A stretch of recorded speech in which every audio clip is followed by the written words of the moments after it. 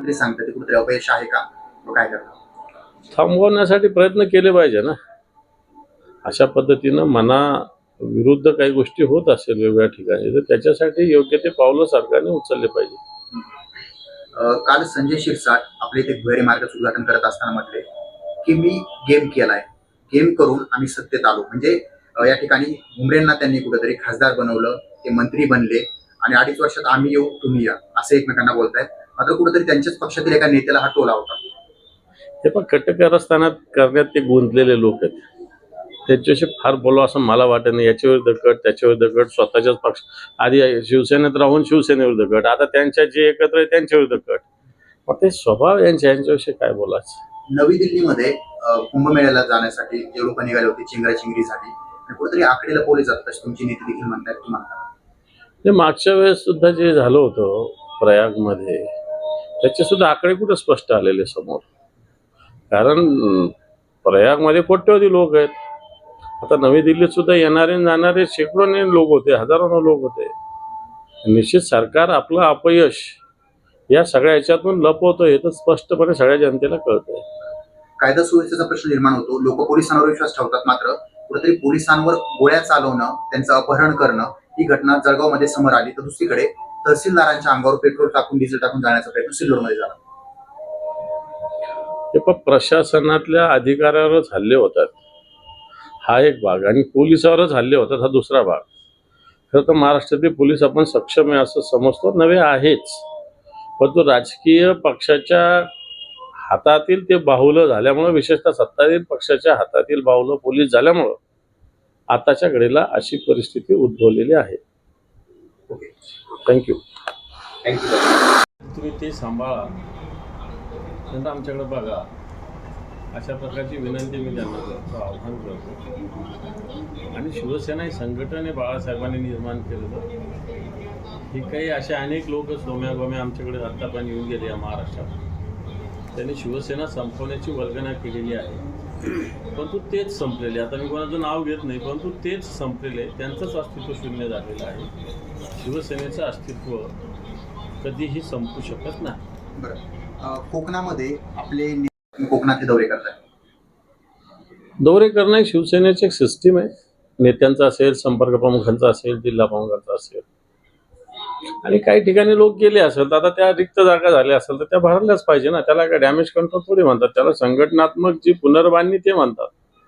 आणि ठीक आहे, संघटनेतून 4 लोक गेले असतील तर 4 लोक येतात पण संघटनेत. ठीक आहे, तुम्ही जाणाऱ्याचा गवगाव करता पण येणाऱ्याचा कोणी गवगाव करत नाहीये. शिवसेनेची कोणती जागा रिक्त राहिली अशातला काही भाग नाहीये. त्यामुळे शिवसेना एक संघटन आहे, हे संघटन ताकदीनंच उभा राहील. मागच्या विधानसभेच्या निवडणुका बघितल्या तर शिवसेना बऱ्याच ठिकाणी थोड्या मतांना हरलेली आहे. फार मतांनी दारुण पराभव झाला असा एका अर्ध्या ठिकाणी, बाकीच्या ठिकाणी तर लढत दिलेलीच आहे ना ताकदीनं.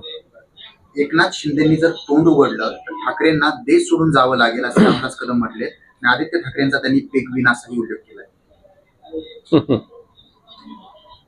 आता ज्याचं मीठ खाल्लं त्याच्यावरच उलट बोलणं, याच्यापेक्षा नमक हरामी याच्यापेक्षा दुसरा शब्द काय देता येईल त्याला.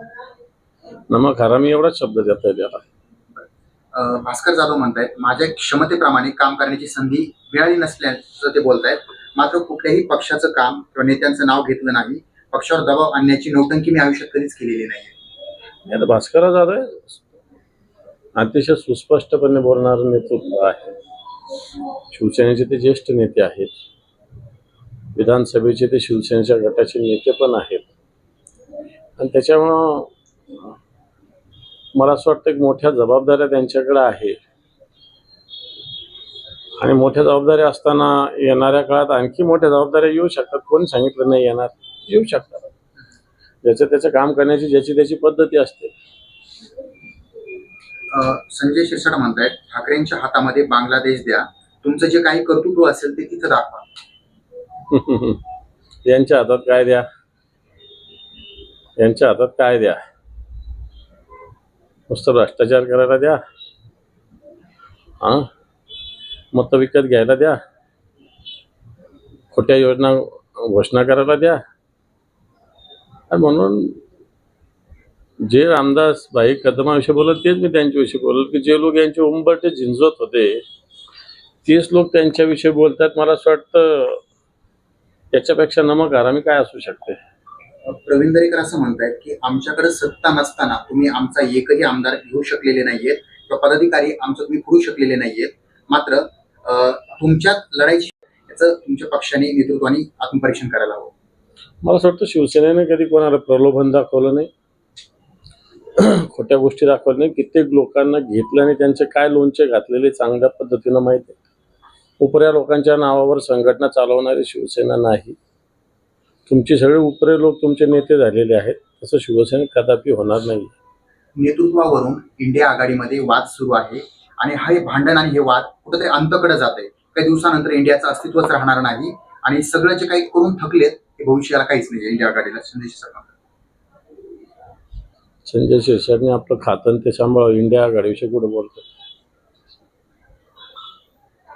मागील 3 महिन्यांपासून काँग्रेसचा एकही नेता उबाटा गटाच्या संपर्कात नाही म्हणून आता काँग्रेसवर टीका करतील, शरद पवारांवरही टीका करतील. शेवटी एक दिवस अकेला चलोची भूमिका पक्षाला घ्यावी लागेल. कोण म्हटलं असं? संजय शिरसाट. संजय शिरसाट काही बडबड करतात, त्याला काय रिॲक्शन देत बसायचं. त्यानंतर लाडक्या बहिणी संदर्भात लाडक्या बहिणीचं कुठेतरी डॉक्युमेंट चेक करणं, व्हेरीफाय करणं, तपासणी करणं आणि अटी लावणं, हे काय वाटतं तुम्हाला भविष्य कसं असेल?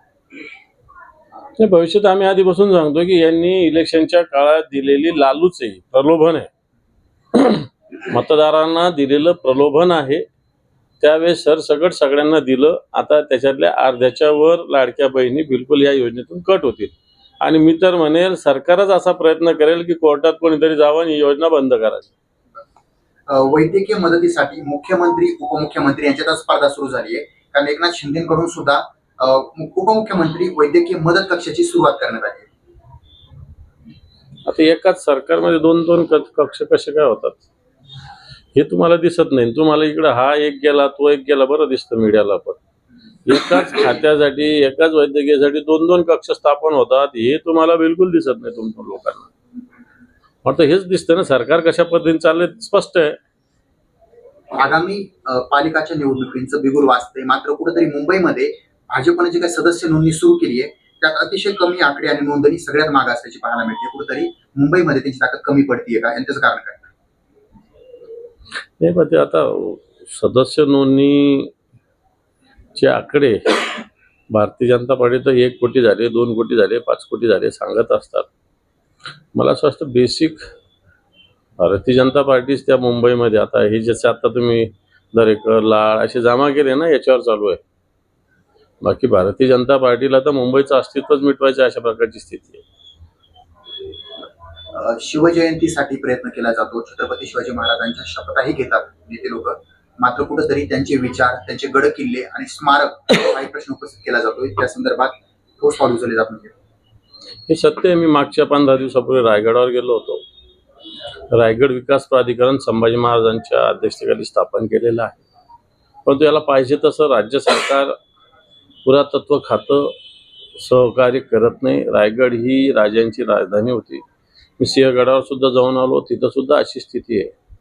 आपल्या मराठवाड्यामध्ये सुद्धा दौलताबाद असेल, छत्रपती शिवाजी महाराजांचे जन्माचं स्थान आहे, छत्रपती शिवाजी महाराजांच्या पूर्वजांचं गाव असलेलं वेरूळ असेल, अशा सगळ्या ठिकाणी सुद्धा मला असं वाटतं वेगवेगळ्या पद्धतीनं दुर्लक्ष. आता भोसलेंच्या गडे आहेत वेरूळमध्ये, या सगळ्या गड्यांचं काय परिस्थिती आहे? कोणीच ताब्यात घ्यायला तयार नाही. ना पुरातत्व खातं ते ताब्यात घ्यायला तयार आहे, ना महसूल खातं ताब्यात घ्यायला तयार आहे. आम्ही कित्येक पर्यटन खातं त्याच्यात ताब्यात घ्यायला तयार नाही. आम्ही कोणत्या तरी एका पर्यटन खात्याकडे ते असावं असं म्हटलेलं आहे वर्षानुवर्ष. पण सरकारला या विषयाशी सुद्धा करणे. फक्त शिवजयंतीच्या दिवशी हार घालतील, गावगाव करतील, शोभाजी करतील, संपलं शिवाजी महाराज. बाकी काय करणार? देवेंद्र फडणवीसांनी एक माहिती दिली आहे ती